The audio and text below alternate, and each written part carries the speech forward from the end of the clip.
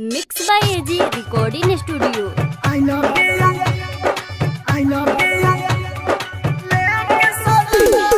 DJ Kanchan राज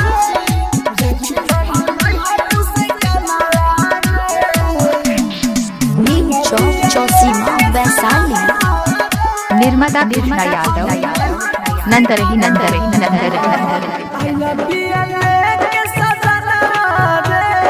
राखी बांधे नैहर से काना राखी बांधे नैहर से काना आई लव यू के सजना राखी बांधे नैहर से काना चंदन लगावे मिठाई खियावे मांगले अंदर खजाना आई लव यू के सजना राखी बांधे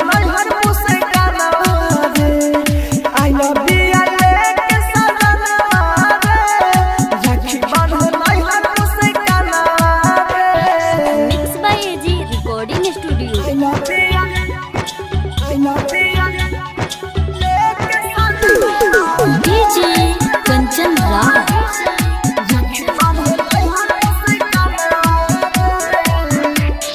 नीम चौक चौसीमा वैशाली।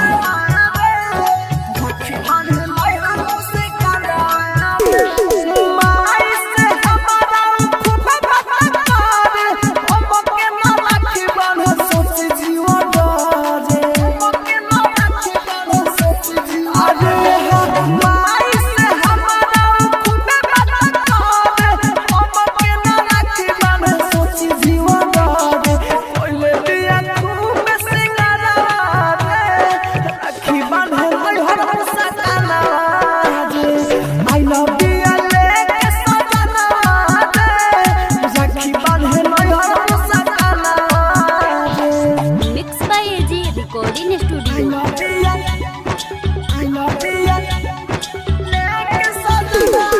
डीजे कंचन राज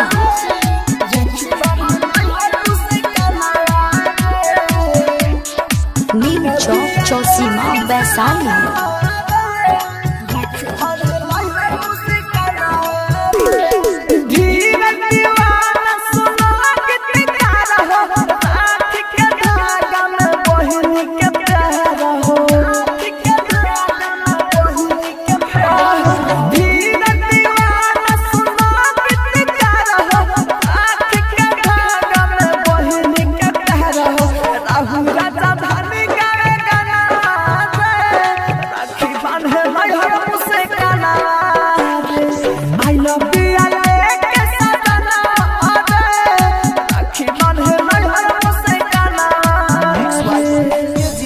स्टूडियो रोशनपुर सपहा।